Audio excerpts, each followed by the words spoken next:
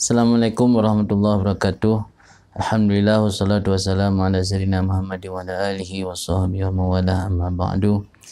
Para ikhwan dan akhwat yang dirahmati Allah, InsyaAllah pada bulan Ramadan kali ini dalam mengisi liburan selama Ramadan, kami akan mengajak kepada para santri, para asatiz dan para alumni dan masyarakat secara umum untuk mengikuti kajian spesial Ramadan, di mana dalam bulan Ramadan kali ini kita akan membaca kitab Tanbihul Mu'tarrin, kitab Tanbihul Mu'tarrin awakhiral qarnil ashir ala ma khalafu fihi salafahu muttahir.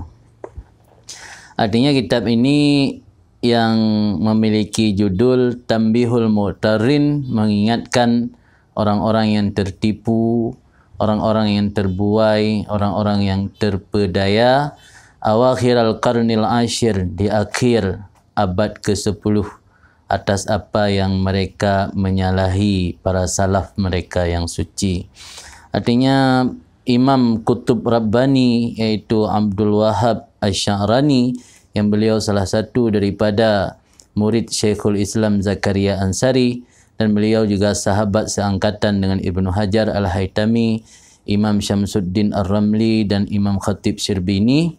Beliau menulis satu kitab untuk mengingatkan orang-orang yang tertipu di abad ke-10. Imam Sya'rani sendiri, beliau lahir pada tahun 898 Hijriah dan wafat pada tahun 973 Hijriah. Beliau mengingatkan orang yang hidup di abad ke-10 tentang sikap-sikap umat ketika itu yang banyak menyalahi prinsip-prinsip salaf mereka. Jadi kalau di abad ke-10 saja sudah butuh peringatan keras, apalagi kita yang hidup di zaman sekarang di abad ke-15. Tentu saja lebih lagi kita membutuhkan amunisi-amunisi, pisau-pisau yang tajam untuk mengubah perilaku dan sikap kita. Apalagi banyak sekali orang tertipu dengan ilmu, tertipu dengan ibadah, tertipu dengan nasab mulia, dan tertipu dengan hal-hal yang lain, yang itu semua tidak akan mampu menyelamatkan kita tanpa memiliki sikap tazkiyatun nufus, hati yang bersih, yang akan mengantarkan kita agar kita dekat kepada Allah Subhanahu wa taala.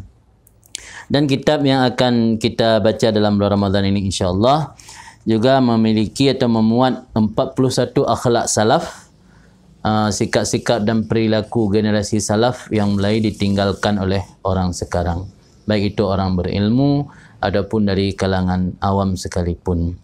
Jadi dengan membaca kitab ini akan menyadarkan kita, akan membangunkan kita dari tidur lama, apalagi kita terbuai dengan sebab adanya ilmu, terbuai dengan sebab banyak ibadat, terbuai dengan memiliki nasab mulia, terbuai dengan sebab tinggal di tempat yang mulia.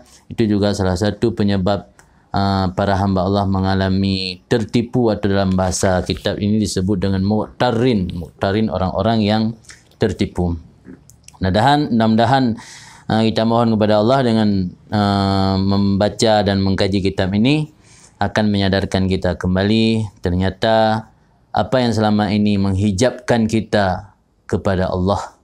Mudah-mudahan dengan ilmu yang ada, dengan amal ibadat yang ada, dengan kesalehan yang ada, agar semua itu tidak menjadi kita terhijab kepada Allah. Dengan ada kesadaran, insya-Allah akan mengantarkan kita menjadi hamba yang dekat kepada Allah, hamba yang diterima Allah, diridha Allah dan juga diridha Rasulnya. Amin. Amin ya rabbal alamin.